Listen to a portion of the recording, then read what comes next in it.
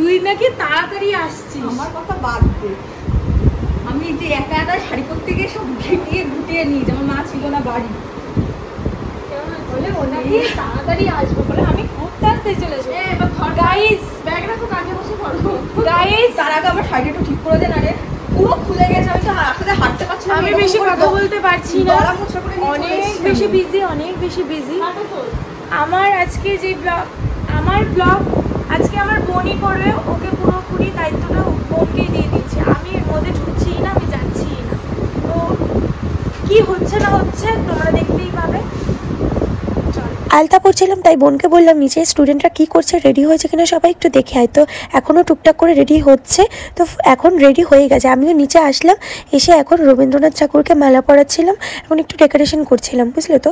আর আস্তে আস্তে দেখছি লোকও বাড়ছে। আর এই যে আমার সব স্টুডেন্টরা ঘুঙরু ডান্স একাডেমির তরফ থেকে এটা কিন্তু রবীন্দ্র জয়ন্তী পালন করা হচ্ছে, মানে এটা আমার বাড়িতেই আমি অর্গানাইজড করেছি। তো গাইস, তো আজকে 25শে বৈশাখ রবীন্দ্র জয়ন্তী উপলক্ষে আমার একটা ডান্স ক্লাস আছে, সেখানে আমি মানে একটা রবীন্দ্র জয়ন্তী অনুষ্ঠান উদযাপন করছি। তো এখন সেটারই মানে আমি রেডি হয়ে গেছি, আমার স্টুডেন্টরাও ওখানে প্র্যাকটিস করছে একটুখানি, এখনও শুরু হয়নি, একটু পরে শুরু হবে। কি হবে হচ্ছে না হচ্ছে আজকে আমি পুরোটা বড় ব্লগ করার চেষ্টা করছি, ঠিক আছে। যা হচ্ছে না হচ্ছে আমি তোমাদের সাথে শেয়ার করবো। আমি জানি না কতটা আমার কথা ক্লিয়ার শোনা যাচ্ছে, যতটুকু শোনা যাক তোমরা একটু ম্যানেজ করে নেবে, ঠিক আছে। আমি জানো তো একদম ছোটোবেলা মানে 2.5 বছর বয়স থেকে কিন্তু আমি ডান্সটা শিখি। তো রিসেন্ট এই 6 মাস হলো আমি এদেরকে ডান্স শেখাচ্ছি, মানে আমি আমার নিজের একটা একাডেমি খুলেছি। আমার এই ক্লাসের বাচ্চাগুলো এতটাই কোঅপারেটিভ, আমি যখনই দেখেছি ওরা তখনই রিহার্সাল করতে চলে এসেছে। যেরকম সকালবেলা আমাদের কীরকম টেম্পারেচার থাকতো 41-42, কখনো 44ও হয়ে গেছে, তো ওই টেম্পারেচারের মধ্যেও কিন্তু ওরা আমার কাছে রিহার্সাল করতে এসেছে। জাস্ট 2 সপ্তাহের মধ্যে কিন্তু পুরোটা রেডি করা হয়েছে। সবাই চলে এসেছে, এক্ষুনি প্রোগ্রামটা শুরু হবে, তোমাদের কিছুটা দেখানোর চেষ্টা করছি।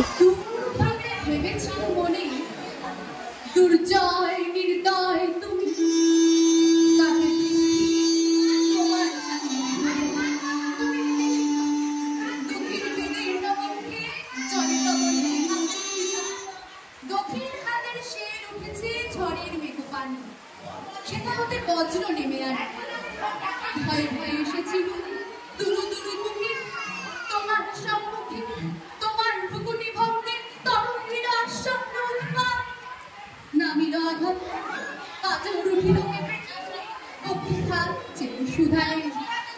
আরো কিছু আছে নাকি? আছে বাকি শেষ বজ্রপাত নামিল আঘাত, এই মাত্র আর কিছু নয়। ভেঙে গেল ভয় যখন উত্তপ্ত ছিল তোমার আসনি, তোমারে আমার যে বড় বলে নিয়েছিল গণি। তোমার আঘাত সাথে নেমে এলে তুমি, যেটা মোর আপনার তুমি।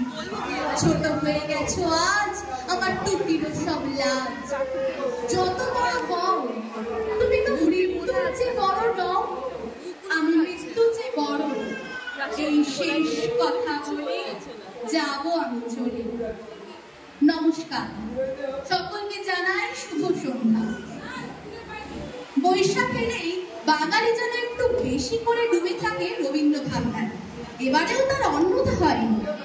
আজ 25শে বৈশাখ, রবি ঠাকুরের 163তম জন্ম জয়ন্তী। দুই বাংলা জুড়েই প্রায় গোটা বৈশাখ মাস জুড়েই হয় রবি স্মরণ।